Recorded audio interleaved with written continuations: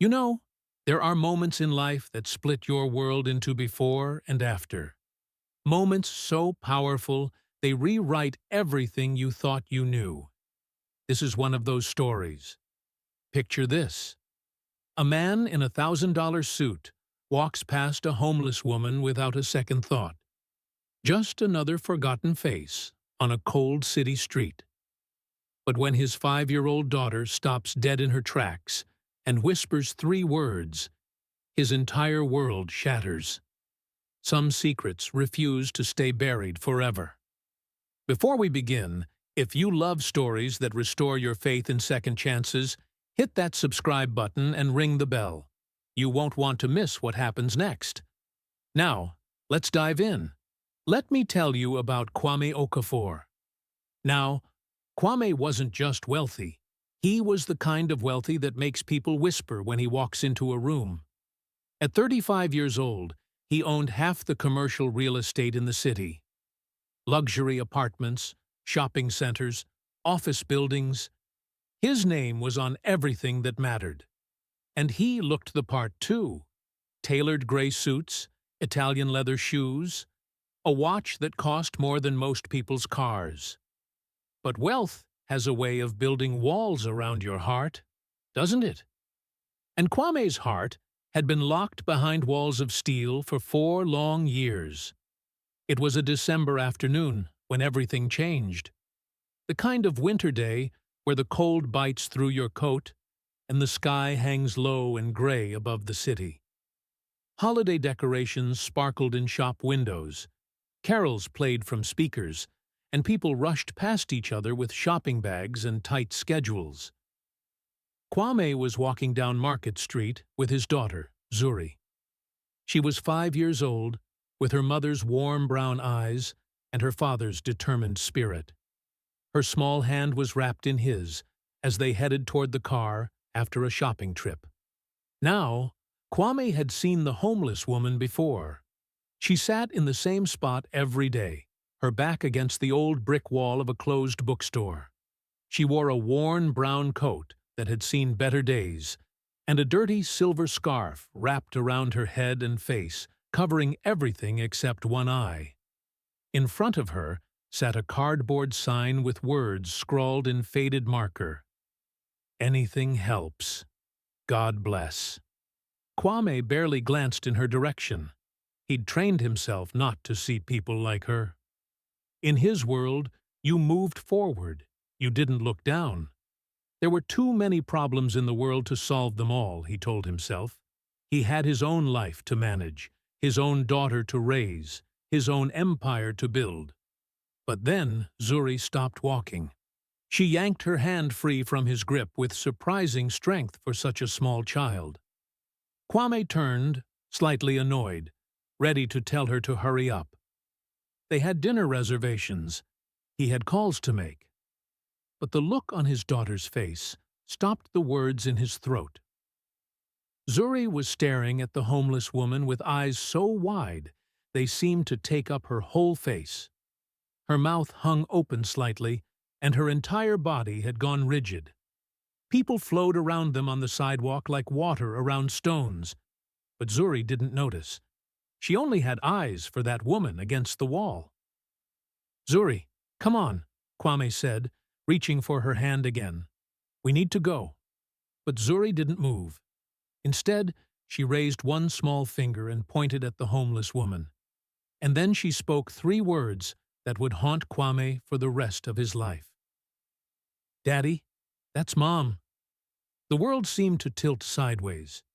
Sound became muffled, distant. Kwame felt his throat go dry, and his heart begin to hammer against his ribs like it was trying to escape. "What?" he managed to whisper. "That's Mommy!" Zuri said louder now, her voice breaking. Tears began streaming down her little face. "Daddy, that's Mommy. I know it is." A nervous laugh escaped Kwame's lips.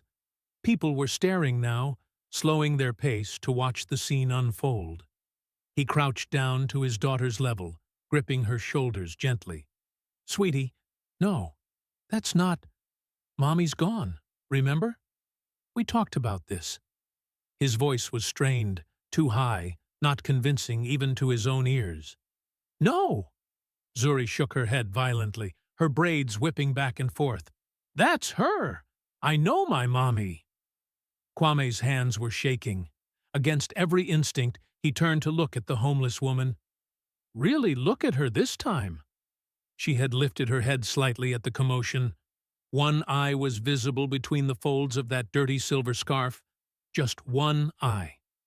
But something about it made Kwame's stomach drop like he'd stepped off a cliff. That eye. That shade of amber brown. That shape. No, it couldn't be. The woman's visible eye widened as it met his gaze.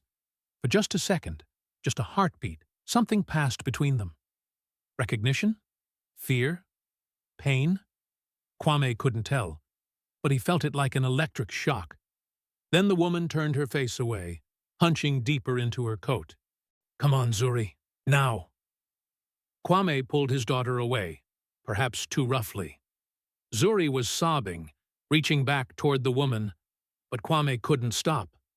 His legs moved on autopilot, carrying them away from that corner, away from that impossible moment. But as they walked, Kwame's mind was already spiraling backward through time, to 7 years ago, to a different life entirely. You see, Kwame hadn't always been this cold, this closed off. There was a time when he smiled easily, when he believed in simple joys and genuine connections. That was when he met Ayana. It was at a charity art gallery. Kwame had been dragged there by a business associate. He was just starting out then, hungry and ambitious, but not yet successful. Ayana was there because she believed in the cause. She was a kindergarten teacher with a smile that could light up a room and a laugh that made you want to laugh too, even if you didn't know what was funny. She wore a simple yellow dress that day. Not expensive, not flashy, but it suited her perfectly. She was standing in front of a painting of children playing, and there were tears in her eyes. Beautiful, isn't it? Kwame had said, stepping beside her. Heartbreaking, she'd replied. These children have nothing.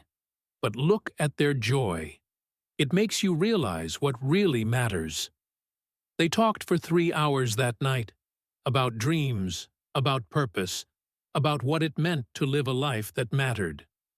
Ayana wanted to help children, to give them hope and education.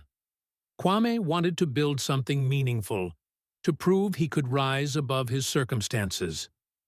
They fell in love the way people do in stories, quickly, completely, without reservation. Within a year they were married. Small ceremony, close friends, lots of laughter. Ayana was pregnant with Zuri within months, and Kwame thought his heart might burst from happiness when his daughter was born. Those early years were beautiful. They lived in a modest apartment, but it was filled with love. Ayana would dance around the kitchen with baby Zuri, singing off-key. Kwame would come home from work to find them covered in paint or flour, giggling at some private joke. Ayana had this way of seeing people, really seeing them. She'd stop to talk to the elderly man who sold newspapers on the corner. She'd bring groceries to the single mother upstairs. She saw humanity everywhere, and she responded to it with kindness. But then, Kwame's business took off. One deal led to another, then another. Suddenly, he was wealthy, beyond his wildest dreams. But wealth demands attention. It demands time. It demands sacrifice. Kwame started working 12-hour days, then 14, then 16. Meetings, negotiations, deals that couldn't wait. Ayana tried to understand. She really did. But understanding doesn't fill the empty space at the dinner table. It doesn't tuck your daughter into bed when you're too tired to read her a story. It doesn't hold you when you're lonely. They started arguing. Small things at first. Forgotten anniversaries, missed school events. Then, bigger things. Ayana said Kwame had changed, that money had hardened him. Kwame said Ayana didn't understand the pressure he was under, that he was doing this for them. Looking back now, Kwame could see how they'd drifted apart, how the distance between them had grown from inches to miles. But at the time, he'd been too busy, too focused on the next deal, the next property, the next milestone. And then, 4 years ago, Ayana vanished. Kwame came home one evening to find Zuri with the babysitter and Ayana gone. No note, no message. Her phone went straight to voicemail. Her car was still in the garage. Some of her clothes were there, some weren't. It was like she'd been erased from existence. The police investigated. They questioned Kwame extensively. The husband is always the first suspect, after all. But there was no evidence of foul play. No body. No leads. Ayana had simply disappeared into thin air. After months of searching, the case went cold. People whispered that she'd run away, that she'd abandoned her family. Kwame told himself the same thing, because believing she'd left was somehow easier than imagining the alternatives. He threw himself into work with renewed intensity. The pain of her absence became fuel for his ambition. He built his empire higher, made more money, acquired more properties. He became harder, colder, more focused. Zuri was raised by a rotation of nannies, while Kwame built his kingdom of glass and steel. He convinced himself he'd moved on. That chapter of his life was closed, until his daughter pointed at a homeless woman and said, "That's Mom." That night, Kwame couldn't sleep. He lay in his king-sized bed in his penthouse apartment, staring at the ceiling, hearing Zuri's words over and over again. "That's Mom. That's Mom. That's Mom." It was impossible. Ridiculous. A 5-year-old's imagination running wild. Zuri had been barely a year old when Ayana disappeared. How could she possibly remember her mother's face? How could she recognize a homeless woman covered in rags and dirt? But that eye, that one visible eye. Kwame had stared into Ayana's eyes 1,000 times. He'd watched them light up with joy, darken with anger, soften with love. He knew those eyes the way he knew his own reflection. And that woman on the street had Ayana's eyes. At 3 in the morning, Kwame gave up on sleep. He got dressed in the dark. Jeans, a simple sweater. Nothing that screamed wealth. He needed to know. The question was eating him alive from the inside out. The city was different at this hour. Quieter, emptier, almost peaceful. Kwame drove through streets he normally avoided, past neighborhoods his business had gentrified, past people huddled in doorways trying to escape the cold. When he reached Market Street, his heart was pounding so hard he could hear it in his ears. He parked a block away and walked, his breath forming clouds in the frigid air. The woman was still there. She was curled up against the same brick wall, covered in what looked like old newspapers and a thin blanket. The cardboard sign lay beside her. Kwame approached slowly, his footsteps echoing in the empty street. As he got closer, the woman stirred. She sat up quickly, defensive, her hand reaching for something. A knife? A stick? But when she saw it was just one person, she relaxed slightly, though her body remained tense. "Please," Kwame said, his voice rough. "I just want to talk." The woman pulled her scarf tighter around her face, turning away. Kwame's hands were shaking. He pulled out his wallet, extracted several bills. "Here, take this. Please, I just need to see your face." The woman didn't move, didn't reach for the money. "Ayana." The name came out as a whisper, barely audible.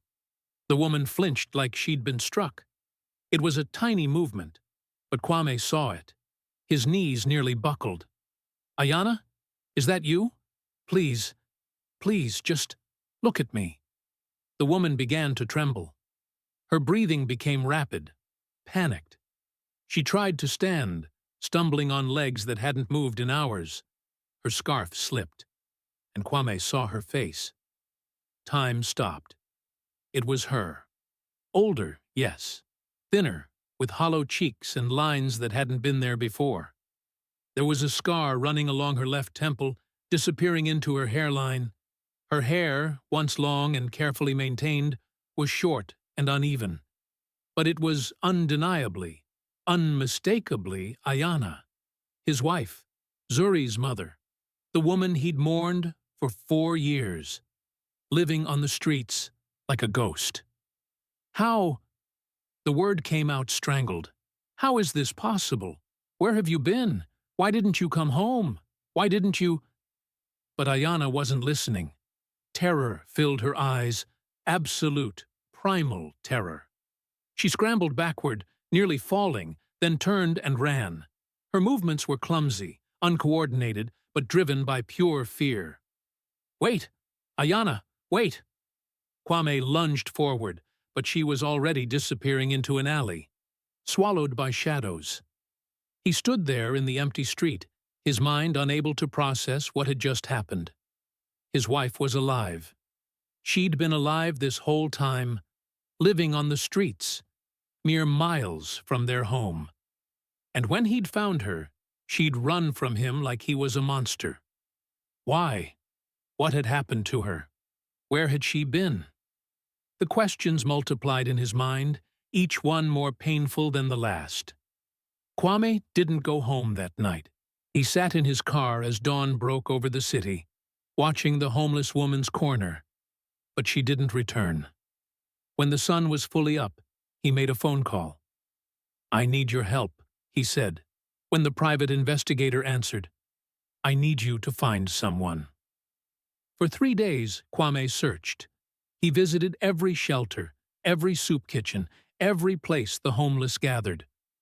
He showed Ayana's old photo to social workers and volunteers. Most shook their heads. A few thought they might have seen her but couldn't be sure. Kwame neglected his business, ignored his phone, barely ate. Zuri stayed with her grandmother, asking every day if Daddy had found Mommy yet. The question broke something in Kwame each time he had to say no. On the 4th day, the investigator called. "I found her. She's at the Grace Street shelter. But Mr. Okafor, you should prepare yourself. She's not well." Kwame's hands shook as he drove to the shelter. It was a low brick building in the older part of the city, weathered but clean. Inside, it smelled like industrial soap and coffee. A tired-looking woman at the front desk checked his ID and made him sign in. "She's agreed to see you," the woman said. "But we'll have a counselor present. And if she asks you to leave at any point, you leave. Understood?"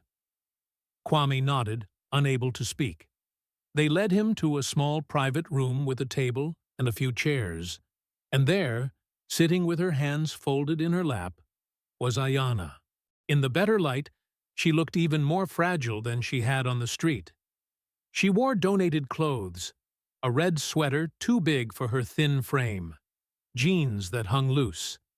Her short hair was clean now, and Kwame could see it was streaked with gray. She was 33 years old but looked 50. But her eyes, those amber-brown eyes that had haunted him for 4 years, they were the same. "Ayana," he breathed. She looked up at him, and there was recognition there, but also fear. And something else. Shame, maybe. Or grief so deep it had no name.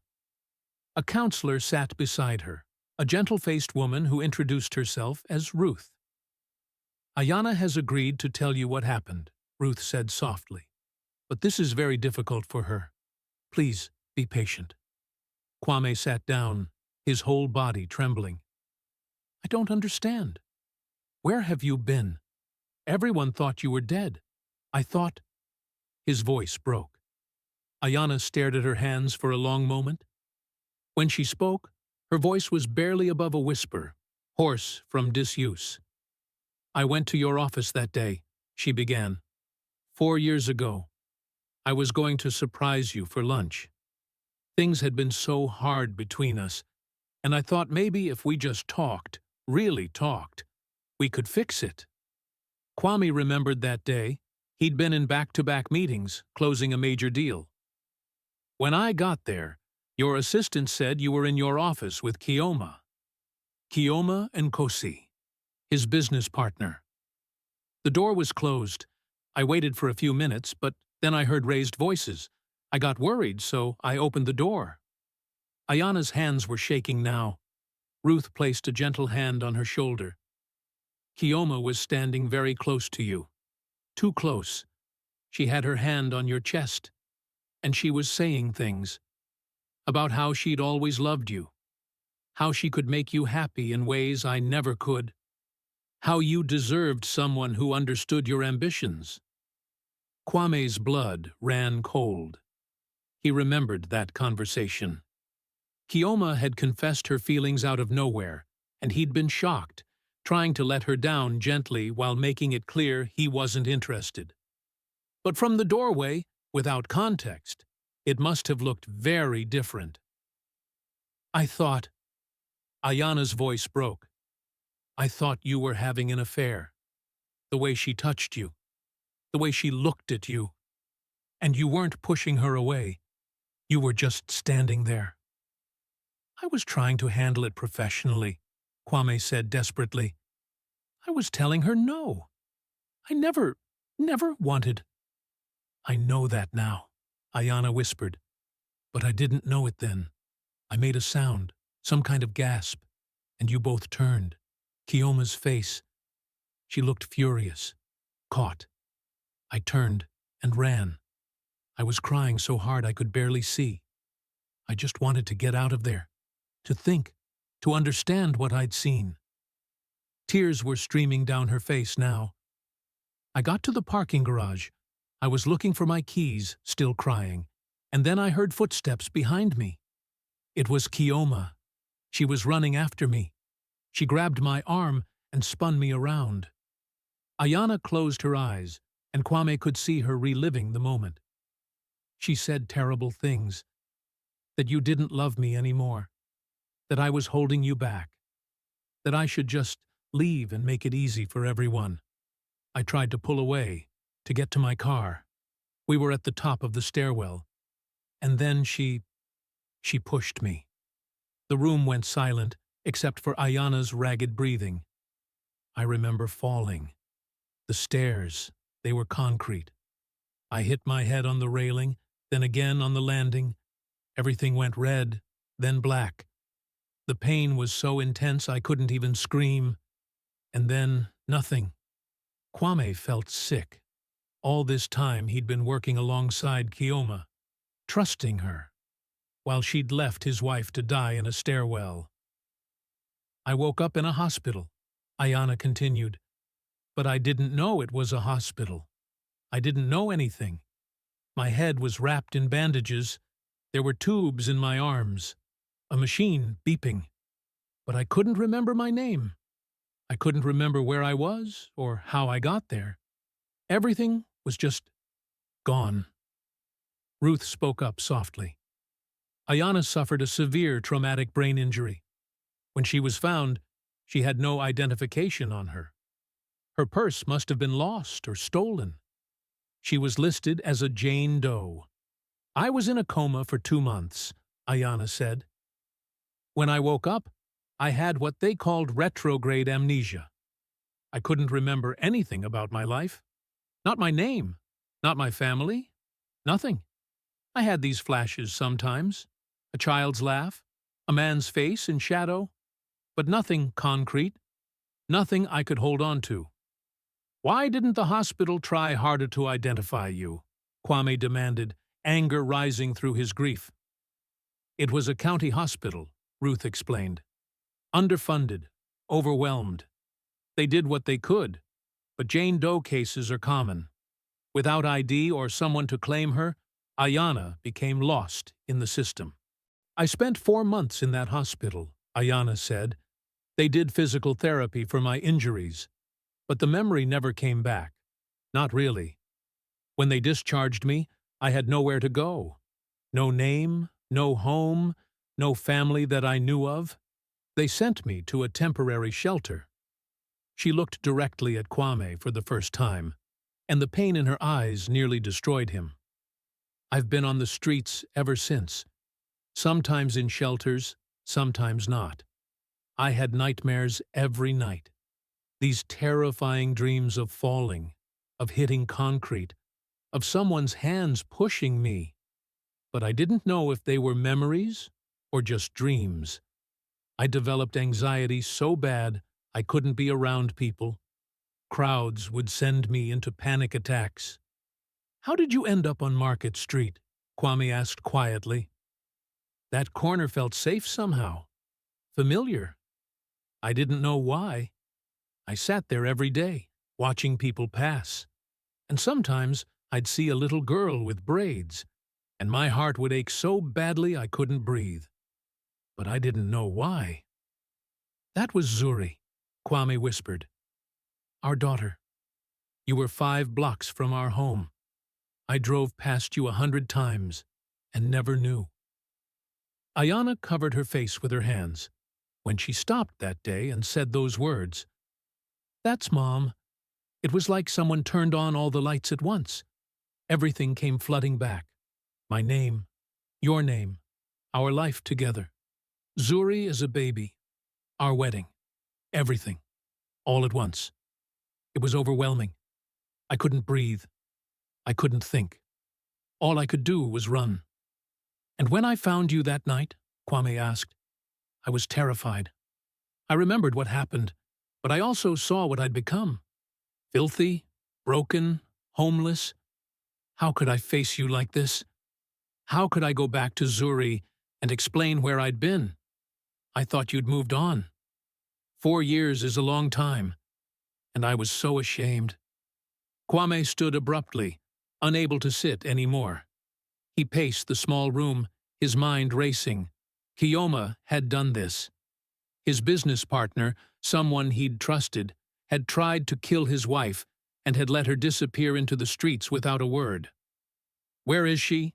he asked, his voice hard. "Where's Kioma?" "She's still your business partner, isn't she?" Ayana said quietly. "Not for long." Kwame pulled out his phone, but Ruth stopped him. "We've already contacted the police," she said.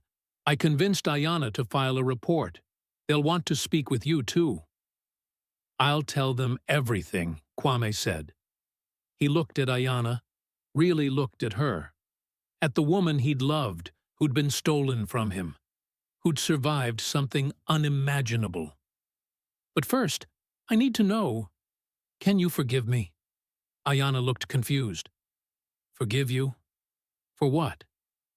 "For not looking harder. For believing you'd left us. For working with the woman who did this to you for 4 years. For driving past you on that street corner and not seeing you. For letting our marriage fall apart in the first place." Fresh tears rolled down Ayana's cheeks. "There's nothing to forgive. You didn't know. How could you have known?" "Can you come home?" Kwame asked. "Please, Zuri asks about you every day. She never forgot you. She knew. Somehow, she knew." Ayana looked at Ruth, who nodded encouragingly. "I need help," Ayana said softly. "I'm not the same person I was. The trauma, the years on the street, the things I've seen and lived through. I need therapy. I need time to heal." "Then we'll get you help," Kwame said. "The best doctors, the best therapists, whatever you need. But please, let me take care of you. Let me try to make this right." The next few weeks were a whirlwind. Kwame's confrontation with Kioma was brief and brutal. He recorded the whole thing on his phone. She broke down when he told her Ayana was alive, confessing everything. The attempted murder, the cover-up, how she'd convinced him that Ayana had run away, how she'd been waiting all these years for Kwame to finally turn to her. The police arrested her that same day. The charges were severe: attempted murder, felony assault, filing a false report. Her trial would take months, but Kwame didn't care. She was out of their lives. Ayana moved into the guest room of Kwame's apartment.